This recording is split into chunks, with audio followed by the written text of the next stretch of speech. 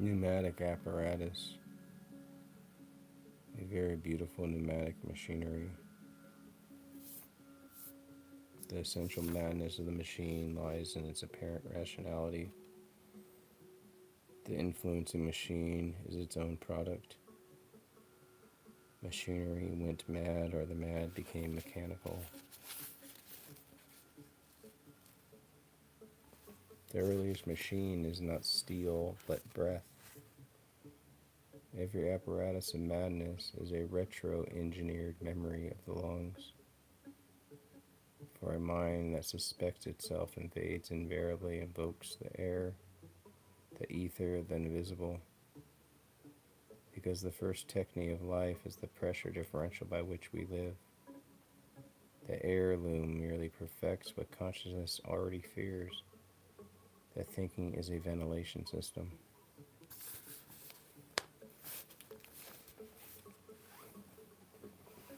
All cognition is pneumatic before it is computational.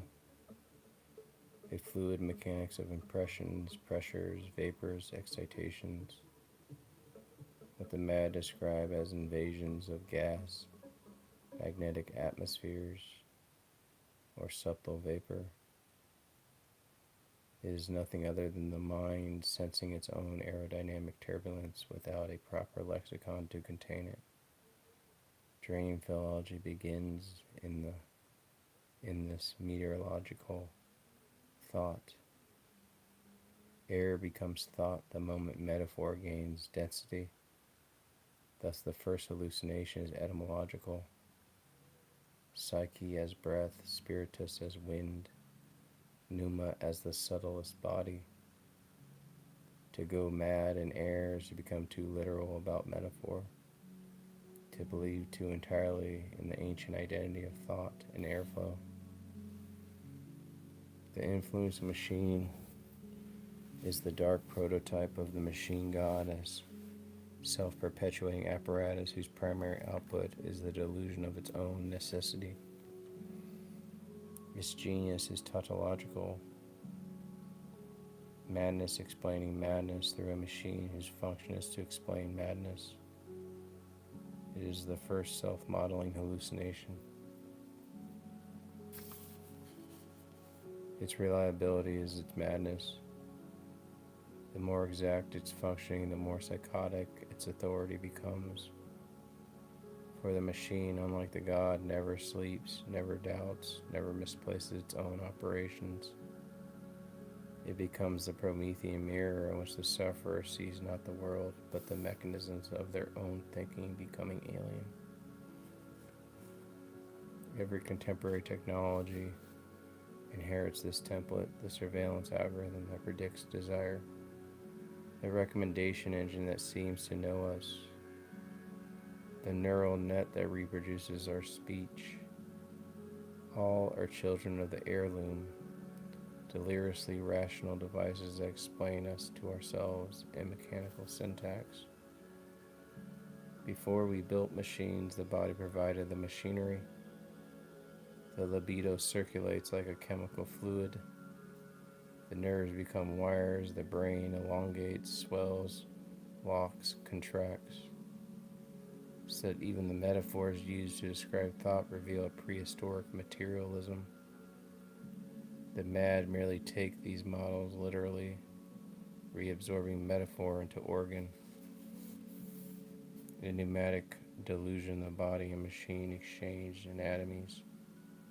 The loom becomes intestinal, the tubes become veins, the magnetic warp becomes an extension of breath. All this shows the primal philology truth, that every machine is an allegory of the body and every body is a misremembered machine.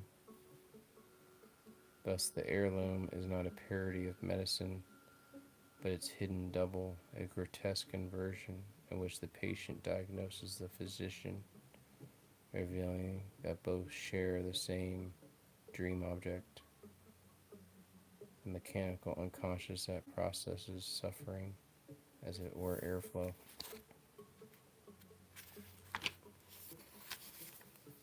Madness becomes pneumatic precisely when the surrounding world becomes technological. As machines proliferate in external reality, the air becomes crowded with imagined currents, wires, waves, and transmissions. Sky becomes a medium for paranoia, and the ether becomes the new subconscious of the epoch. All influencing machines presuppose an atmospheric substrate: air, ether, gas, fixed air, magnetized vapor. As chemistry names and renames these substances, madness adapts its cosmological accordingly. The mad do not resist scientific nomenclature, they incorporate it. Oxygen, azote, vital air, alluvia, magnetism. The delusion is updated with every scientific revolution. The air is the first collective unconscious because it is the first shared medium.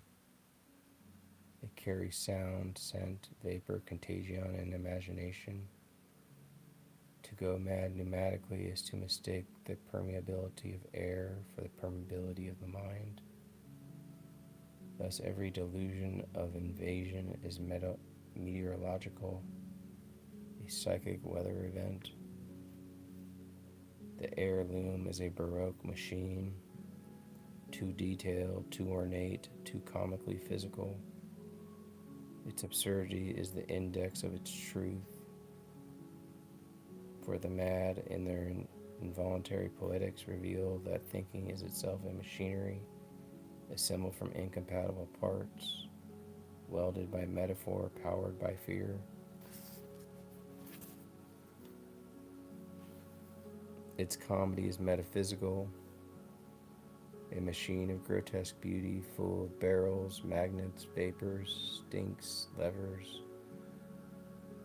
piano keys, resembling less a scientific instrument than a surrealist cabinet, where thought is translated into slapstick physicality.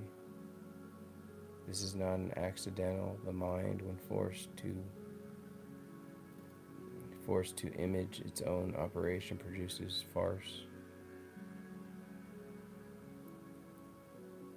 The influencing machine is philosophy forced into hardware.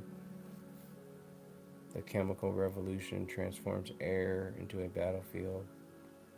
What was once spirit becomes substance, measurable, manipulable, and dangerously political. Oxygen becomes a revolutionary password. Carbonic acid gas becomes a counter-revolutionary buffer. The air, once divine, becomes ideological. Thus, the delusions of pneumatic machinery are political theology. The belief that the state, the secret society, the persecuting gang has acquired mastery over the medium of life. The mad intuit the dark dream of technocratic modernity. The power is atmospheric, not territorial. In this sense, the heirloom anticipates the machine god of the Anthropocene, the atmospheric system that records, monitors, modulates, and punishes its inhabitants through pollution, climate, breath, circulation. Madness merely names earlier what society learns too late.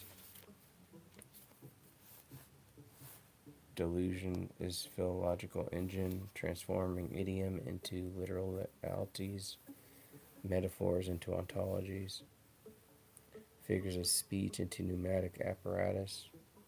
Something gets into my head, my thoughts run away, my brain is in knots, ideas float, these become architectural diagrams for the heirloom. Dream work operates by the same machinery: condensation, displacement, dramatization. The heirloom is a mechanical dream.